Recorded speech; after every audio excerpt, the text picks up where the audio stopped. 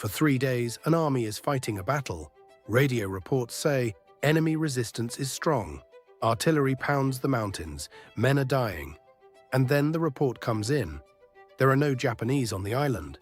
They had left 19 days earlier. That means every shot was real, every casualty was real, but the enemy wasn't. So what was actually happening on Kiska?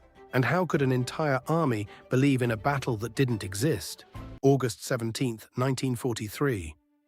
The island of Kiska is declared secured.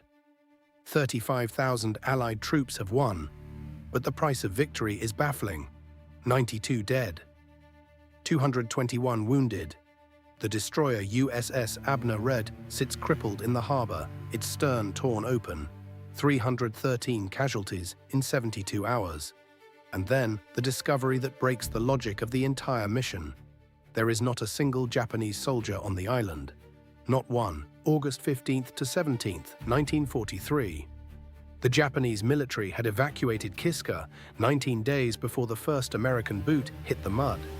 For 3 days, 35,000 professional soldiers fought a full-scale battle against an enemy that did not exist. No snipers, no machine gun nests, no banzai charges. This is the investigation of a disaster of expectation. We have to answer one question. If the enemy wasn't there, who shot the 313 men? Kiska Island, Aleutian Chain. To understand the breakdown, we look at the signal logs from the first 48 hours. August 15th, 8 o'clock. The first wave hits the western beach. Almost immediately, reports of _0_ reach the command ships. By 1400, units report taking heavy fire from _1_ on the high ridges. The tactical order is given. This means soldiers are authorized to shoot at anything they suspect might be an enemy position. The logic is simple. If you see a shadow move, you destroy it. August 16th, 2200. The fog reduces visibility to less than 5 feet. Canadian troops advance from the east. Americans advance from the west. They are on a collision course for the island's central peaks. A shadow moves in the mist. A nervous soldier fires. Then the ridges erupt. Machine guns, grenades, and mortars engage in a 4-hour firefight. Commanders offshore listen to the radio traffic and believe they are finally crushing the Japanese resistance. Day 3. The mist clears. The American units look across the ravine and see the Japanese they've been fighting. They are wearing Canadian uniforms. The mountain guns were just the echoes of their own artillery bouncing off volcanic rock. They hadn't trapped the enemy, they had trapped themselves. The 313 casualties were the result of a massive army fighting its own shadow. But this wasn't just a mistake in the fog. It was a failure of logic. Why were 35,000 men so certain the enemy was there that they couldn't see the truth for 72 hours? The answer isn't on Kiska. It is 200 miles to the west, on a neighboring island called Attu. What happened on Attu that made the disaster at Kiska a tactical certainty? In May 1943, the US military launched Operation Land Crab to retake Attu, a neighboring island 200 miles west of Kiska. The battle lasted 3 weeks. It was not a victory. It was a massacre that redefined the American understanding of the Japanese soldier. On Attu, the Japanese did not retreat. They withdrew into the high ground and waited. American infantry had to climb near vertical slopes in sub-zero temperatures, fighting through a mossy bog called muskeg that immobilized vehicles. The breaking point came on May 29th. Facing defeat, Colonel Yasuyo Yamasaki ordered a massive banzai charge. Over 1,000 Japanese soldiers, many wounded and carrying only bayonets, threw themselves at the American lines. When they ran out of ammo, they committed mass suicide with grenades. Out of the 2,600-man Japanese garrison, only 28 were captured alive. The rest, over 2,500 men, were dead. The US suffered 3,829 casualties, including 549 killed in action. This result created a specific tactical assumption for the upcoming Kiska invasion. The Japanese would never evacuate an island. They would only die on it. Vice Admiral Thomas Kincaid and Major General Charles Corlett planned Operation Cottage around this single belief. Since Kiska's garrison was estimated at 6,000 men, double that of Attu, the Allies assembled a massive 35,000-man force. They assumed no surrender and no withdrawal. In the weeks before the landing, reconnaissance pilots reported strange signals from Kiska. The island's anti-aircraft guns were silent. No smoke rose from the barracks. Radio traffic had flatlined. Under normal circumstances, these are signs of an evacuation. But through the lens of the Attu massacre, the Allied command interpreted the silence as a trap. They believed the Japanese were intentionally playing dead to lure the infantry into an ambush. The intelligence was being filtered to fit the expectation. The Allied command had decided the enemy was there. Therefore, the lack of evidence was simply proof of how well they were hiding. This logic was reinforced on July 26, 1943. While patrolling the waters near Kiska, US radar operators picked up something that seemed to settle the debate. It wasn't an empty island on their screens, it was a fleet of warships moving through the dark. July 26, 1943, 010, 80 miles southwest of Kiska. The radar screens on the battleship USS Mississippi suddenly flare to life. 7 distinct blips appear. They are large, moving at 17 knots, and positioned in a tactical formation. To the radar operators, these aren't ghosts, these are warships. Admiral Thomas Kinkaid is notified immediately. He has 2 battleships and 5 cruisers under his command. He believes he has finally caught the Japanese reinforcement fleet in the open ocean. 0013. Kinkaid orders his ships to battle stations. The range is 26,000 yards. The night is pitch black, with 0 visibility and heavy fog. 0015. The order is given. Open fire. For the next 30 minutes, the American fleet unleashes a staggering amount of ordnance. The battleships Mississippi and Idaho fire 518 14-inch shells. The cruisers fire hundreds more 8-inch rounds. The ocean erupts. Spotters on the American ships report splashes and flashes of return fire in the distance. Radar operators report that the targets are splitting up and changing course. 0045. The blips on the radar screen vanish. Kinkaid ceases fire. He is convinced. He signals his superiors that the Japanese fleet has been engaged and likely destroyed or driven off. To Kinkaid, this is the final proof. The Japanese are active, they are aggressive, and they are desperate to hold Kiska. But there was a problem. Not a single scout plane could find any debris. There were no oil slicks, no survivors, no wreckage. Later, this engagement would be dubbed the Battle of the Pips. The investigation would eventually reveal the technical truth. The radar of 1943 was primitive. In the Aleutians, a rare atmospheric phenomenon called superrefraction can occur. It causes radar waves to bounce off layers of cold air and return to the ship. Kinkaid's radar wasn't seeing Japanese ships. It was seeing the peaks of the Aleutian Mountains 100 miles away, or perhaps even his own ship's electronic reflections. He had spent 500 shells fighting the atmosphere. The technical error was bad, but the tactical decision that followed was fatal to the mission's logic. Believing he had just fought a major naval engagement, Kinkaid ordered his fleet to pull back to the south to refuel and resupply. For the first time in weeks, the blockade of Kiska was effectively lifted. The door was wide open. Kinkaid was certain he had intercepted the enemy. He was certain the island was now more isolated than ever. But while the American battleships were refueling 100 miles away, what was happening in the harbor at Kiska that same night? 35,000 men, 2 national armies, nearly 100 ships, all moving toward a single rock in the fog. By early August 1943, Operation Cottage had become a massive, unstoppable machine. The Allied High Command had committed 29,000 Americans and 5,300 Canadians to the assault. This wasn't just an invasion, it was an execution of a plan designed for a total bloodbath. The blueprint was rigid. It was a classic pincer movement. The Americans would land on the western beaches, and the Canadians would land on the east. Both forces were ordered to push aggressively toward the island's mountainous center until they met. The strategy left no room for hesitation. Because of the slaughter on Attu, the commanders assumed every inch of Kiska would be mined. Every ridge would hold a machine gun nest, and every Japanese soldier would fight to the death. To counter this, they chose overwhelming mass. They decided that speed and numbers were the only way to prevent a repeat of the Attu massacre. This scale created a fatal constraint: momentum. When you put 35,000 men and 100 ships into motion, you lose the ability to _10 logistics, schedules, and the sheer weight of the command structure make it nearly impossible to stop. If a scout reported the island looked empty, that report was drowned out by the noise of 100 ships and the certainty of the generals. Confidence was high. The .11 had convinced Admiral Kinkaid that he had neutralized any hope of Japanese reinforcement. The blockade was believed to be absolute.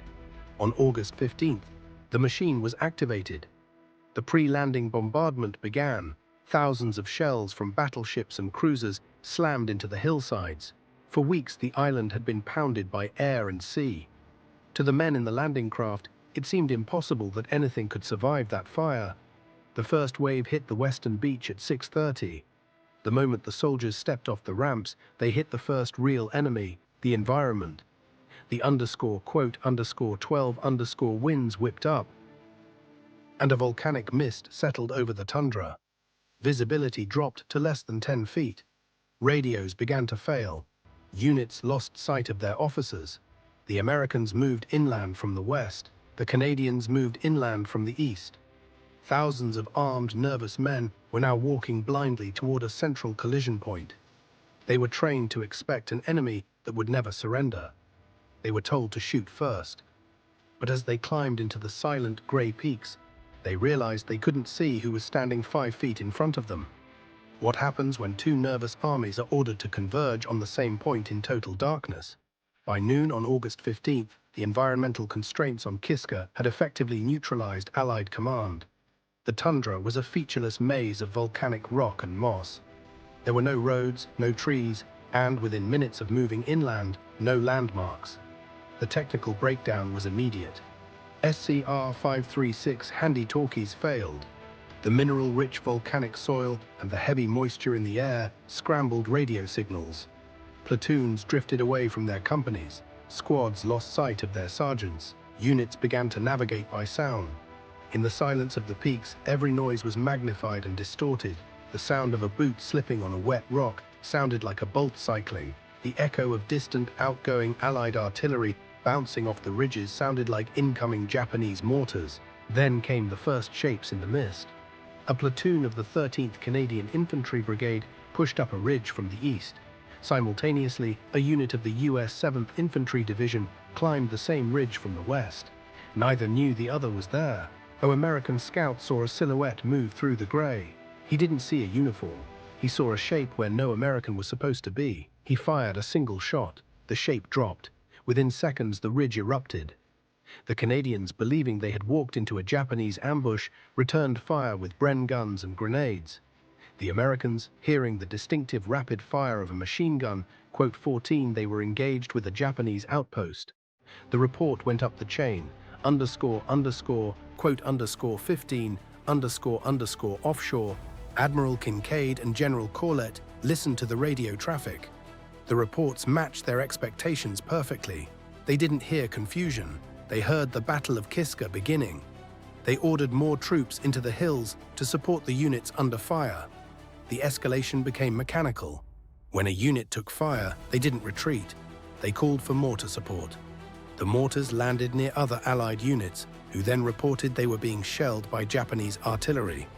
Those units then fired .17 into the mist, hitting even more Allied positions. By the night of August 16th, thousands of men were trapped in a self-sustaining loop of violence. Tracers lit up the fog in every direction. Men were being hit. Medics were screaming for litters. The casualty count was climbing in real time. But as the sun began to rise on the second day of the _18, a terrifying detail began to emerge among the junior officers on the front lines. They had been firing for 18 hours. They had expended thousands of rounds of ammunition. They had seen dozens of their own men fall. But if this was a Japanese defense, why had no one seen a single enemy body? Night fell on August 16th. The shooting did not stop. In the pitch black of the Aleutian tundra, the tactical situation transitioned from confusion to a self-sustaining cycle of internal destruction.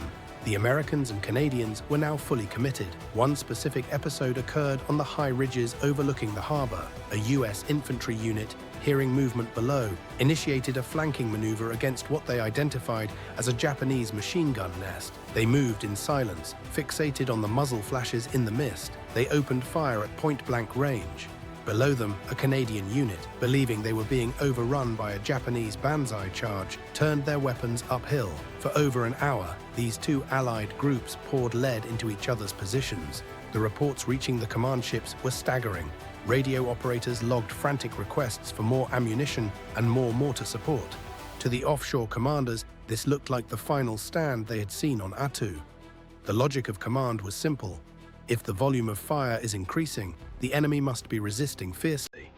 Instead of questioning the reports, command doubled down. They authorized heavy artillery strikes to clear the path for the advancing infantry.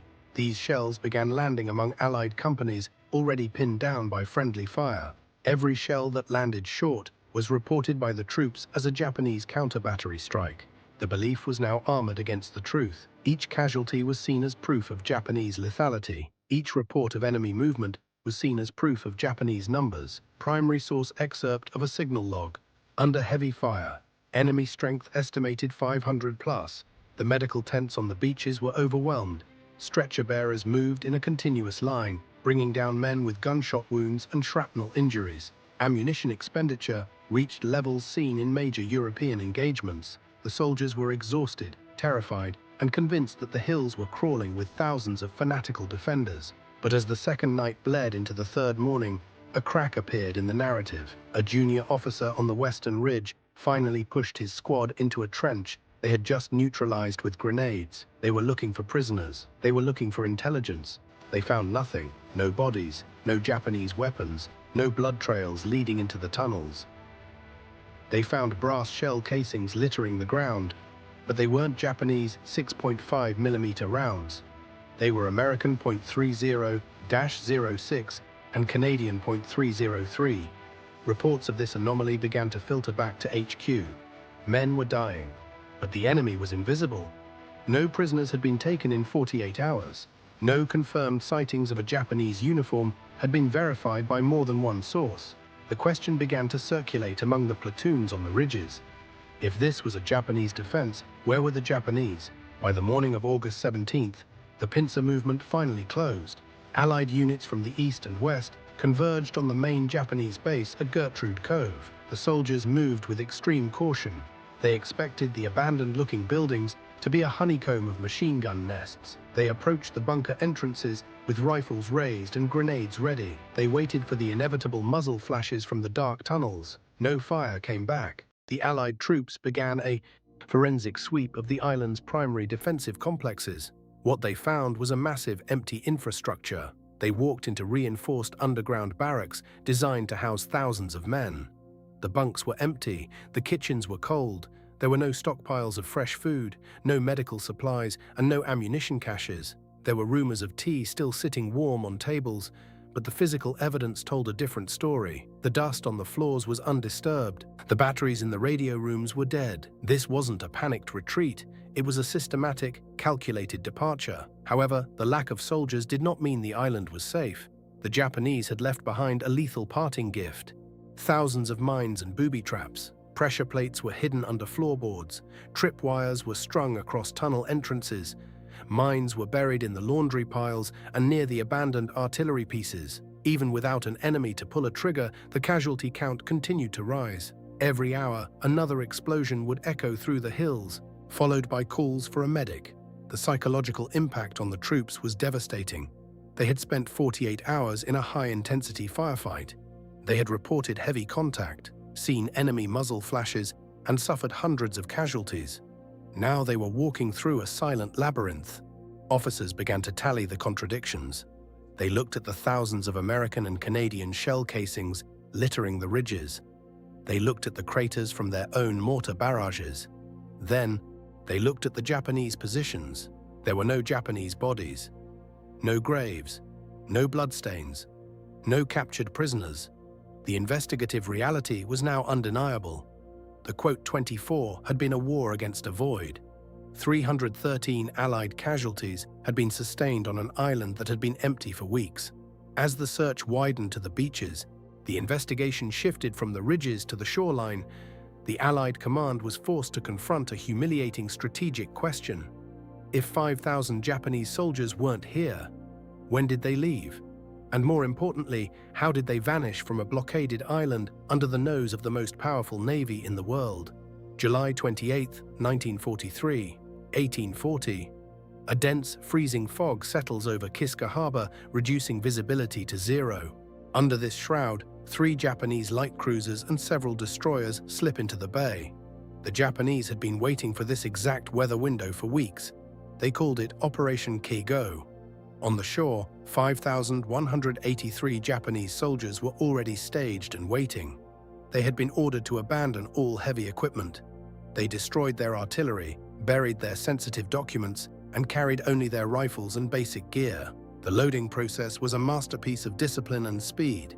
There were no signal lights, no radio transmissions. Thousands of men moved from the docks onto the ships in total silence. The entire operation, from the moment the first anchor dropped to the moment the last ship began its departure, took exactly 55 minutes. 5,183 men were removed from the island and vanished into the North Pacific fog. They did not head toward the Allied blockade. They sailed directly west toward the safety of the Kuril Islands. The escape was only possible because of the strategic vacuum created by the Allied Navy 48 hours earlier. The Battle of the Pips on July 26th had consumed Admiral Kinkaid's attention. Believing he had engaged and driven off a Japanese reinforcement fleet, Kinkaid had pulled his blockade ships away from their stations to refuel and resupply to the south. He believed he had sealed the island's fate. In reality, he had pulled back the curtain. The Japanese ships moved through the exact gap the Americans had left open. They did not fight their way out. They simply walked through a door that the Allies had opened for them. By the time the first American and Canadian troops hit the beaches on August 15th, the Japanese garrison was already 1,200 miles away. The massive pincer movement, the 35,000-man hammer, and the weeks of heavy aerial bombardment were all aimed at an empty rock.